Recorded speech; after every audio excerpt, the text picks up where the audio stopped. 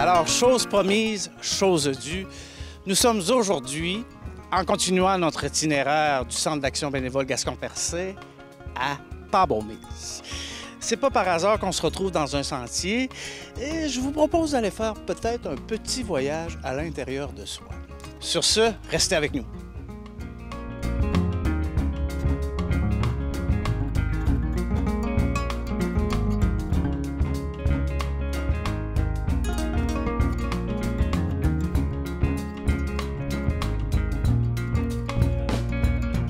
Aujourd'hui, c'est avec une grande fierté qu'on se retrouve au Camp Bellefeuille.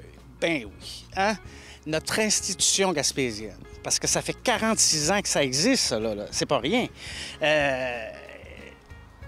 Pour la petite histoire, je sais pas s'il y en a qui se souviennent un petit peu des années 70, hein? Il y avait comme des petits laissés-aller, il y avait une liberté qui n'existe plus aujourd'hui, dans le fond, hein? Et les drogues faisaient partie de la vie courante. Martin Arsenault s'est dit...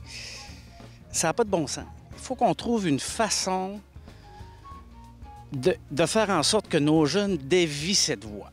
Il s'est donc rassemblé avec des partenaires et c'est ainsi que le Camp Bellefeuille a été fondé. Alors aujourd'hui, on va discuter, on va échanger sur la culpabilité. Ça, c'est quelque chose qui touche tous les êtres humains. Hein? Oui, tout le monde n'est pas épargné par ça. Puis, dans certains moments de notre vie, on la ressent de façon plus intense, tout dépendant de ce qu'on vit. Puis, on va donner une place aujourd'hui à nos proches aidants qui le méritent bien, parce que Dieu sait qu'eux en vivent la culpabilité. Et pour terminer ce segment de l'émission, on va se permettre de nommer 3 expressions qui sont là depuis longtemps et qui sont très culpabilisantes. Alors, la culpabilité, hein? Sujet très vaste.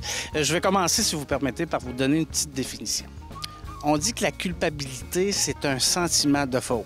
En partant, là, hein, on fait ça. Puis on dit qu'on peut le ressentir de façon objective et aussi de façon subjective. Alors, puis que... Souvent, la culpabilité, elle vient, là... Tu sais, l'être humain, on veut se dépasser, on veut avancer, on veut dépasser ses propres limites. Mais des fois, ce qu'on se donne comme but à atteindre est disproportionnel, n'est pas réaliste. Alors, on ne l'atteint pas. Et comment on se sent? Coupable. La culpabilité nous envahit. On dit aussi qu'il y a de la culpabilité positive. Je vous donne un exemple. Bon, je suis au bureau, j'ai une petite altercation avec ma collègue. On ne s'entend pas sur un point, puis je peux être bête, pas être bête. Bon. Après ça, il y a une petite période de boudage. Puis après ça, je me dis, non, c'est elle, là, franchement, elle aurait pu faire attention. Puis 10 minutes après, je me dis, c'est peut-être moi qui aurais pu, ouais, peut-être que... Bref, tout ça pour dire que quand elle est positive, cette culpabilité-là, elle nous donne des indices pour changer des attitudes qu'on n'aime pas, puis modifier certains comportements. Puis il y a la négative. La négative, c'est toute une autre histoire parce qu'elle prend toute la place. Quand on la vit de façon intense comme ça, elle nous paralyse. On ne peut plus bouger. On est passif. Puis celle-là, si on y fait pas attention, si on la traite pas, elle peut nous emmener, bien sûr, dans des états dépressifs, puis de l'anxiété. Puis, tu sais, je pense que la culpabilité, il faut la regarder parce que c'est un bon signe, c'est un signe d'alarme, c'est un indicateur sur quelque chose qu'on doit revoir la lecture.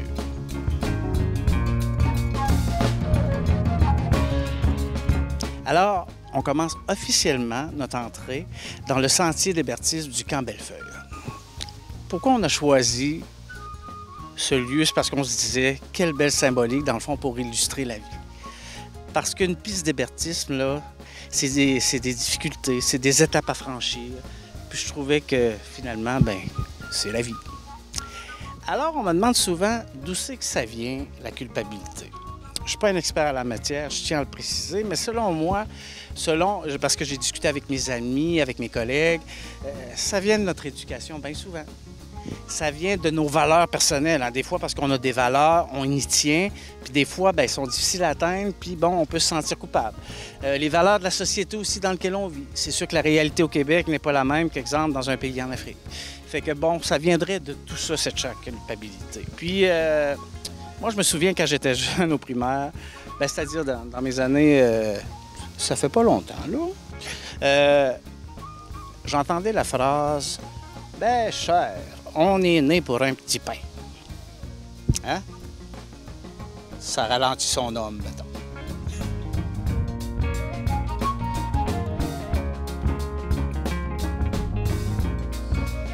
Et bon, un petit instant, je vais essayer de trouver l'équilibre. C'est un peu ça qu'on essaie de faire quand la culpabilité prend toute la place. Retrouver un certain équilibre. Pas évident tout ça. Alors, souvent, j'entends, mais qu'est-ce qu'on fait avec ça, la culpabilité? Hein? Bien, la première chose, je pense que quand on est dans la culpabilité intense, c'est parce que nos perceptions sont subjectives. Peut-être que nos émotions sont très intenses. Peut-être qu'on a perdu un petit peu d'objectivité sur notre réalité. Bon, qu'est-ce qu'on fait dans ce temps-là? C'est simple, en même temps, c'est compliqué, mais il faut juste rompre le moment dans lequel on se trouve. Il y en a qui c'est aller marcher, faire du sport, il y en a d'autres qui c'est écouter de la musique. Bref, tu sais, les petits moyens qu'on entend tout le temps, mais là, qui sont importants de mettre, d'utiliser pour qu'on rompt cette intensité-là. Parce que le but de tout ça, c'est de devenir plus réaliste, plus objectif, puis afin qu'on puisse faire une analyse un petit peu plus valide, je dirais. Alors, puis on dit aussi là, qu'il faut avoir le courage de se regarder en pleine face. Hein? Dans le fond, d'être honnête avec soi-même. Puis là, on pourrait dire que c'est culpabilisant ce que je dis. Non. Ce que je veux dire, être honnête avec soi-même, c'est pas juste de reconnaître où on n'a pas été bon. C'est aussi de reconnaître où on a fait des bons coups. Et ça, c'est important. Autant d'un bord que de l'autre. Je vais vous laisser. Il y a 3 petites questions qu'on pourrait se poser qui pourraient nous aider à la diminuer, je dirais, à mieux vivre avec. Premièrement, bien, il faut toujours bien savoir de quoi on se sent coupable. Vous allez dire ce qui va là avec ses skis à matin. Bon, pas ses skis, bon, on dirait, hein, quand même. Mais bref, c'est important de se poser la question parce que quand les émotions ont pris le dessus, on ne sait plus, là. On ne sait plus sur quel est le combat qu'on mène, quelle recherche qu'on fait, quelle réponse qu'on va avoir. Donc, se ramener à la question, de quoi je me sens coupable?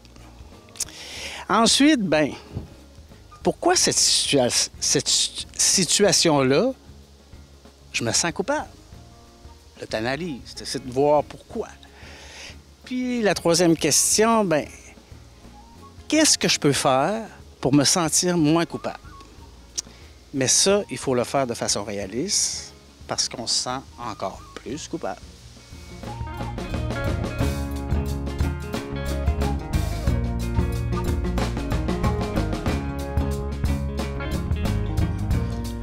Je viens de monter juste ces marches-là puis je suis fatigué.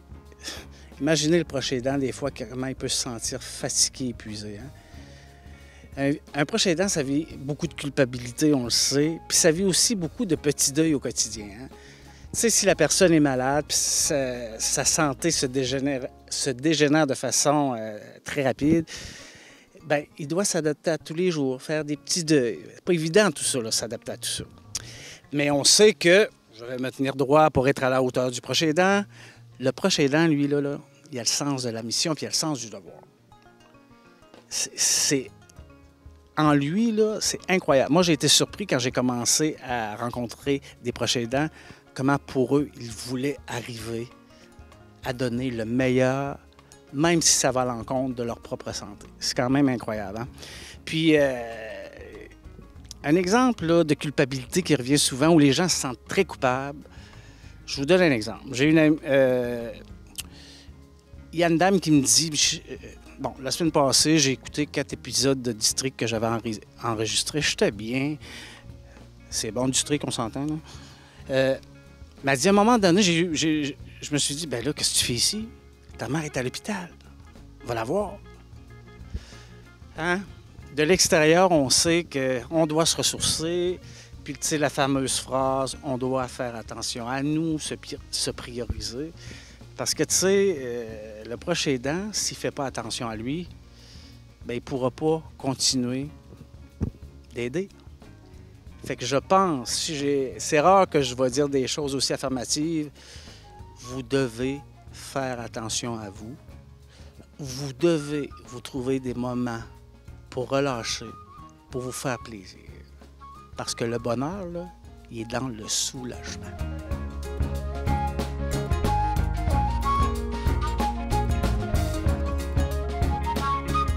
Aimer, souffrir, pardonner, oublier.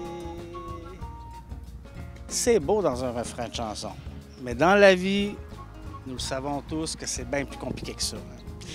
Alors, pour terminer notre topo, je veux vous parler de mots, d'expressions qui, moi, j'y arrive pas. Je ne sais pas vous autres. Le premier, accepter.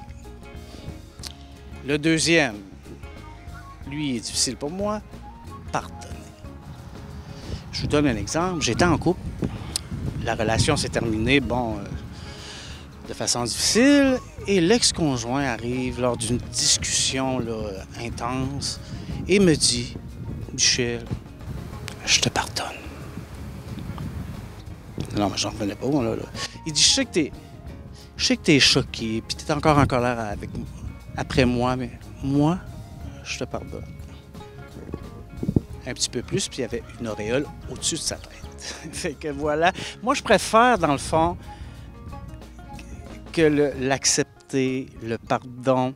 Je préfère parler de faire la paix. Pour moi, c'est beaucoup plus accessible. Parce que quand je fais une démarche dans le but de faire la paix, j'ai l'impression d'être actif.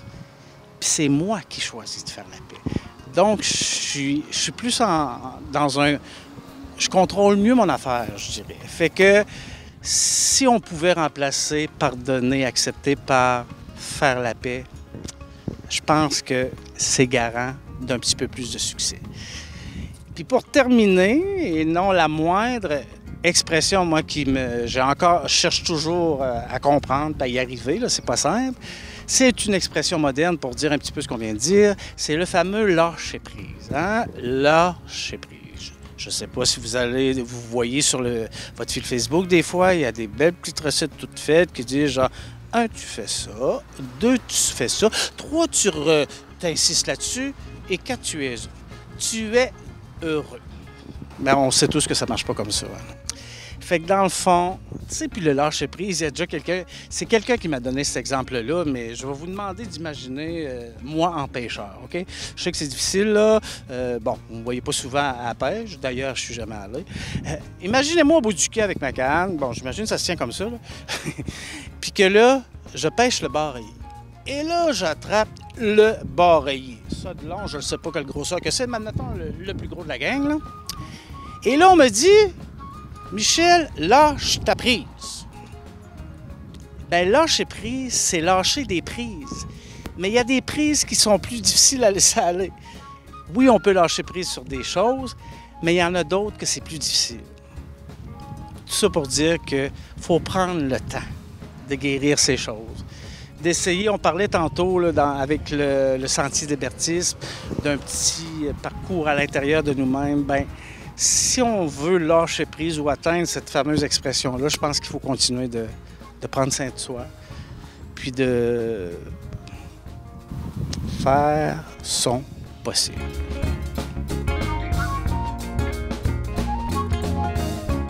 Alors, c'est ainsi que se termine notre 3e capsule.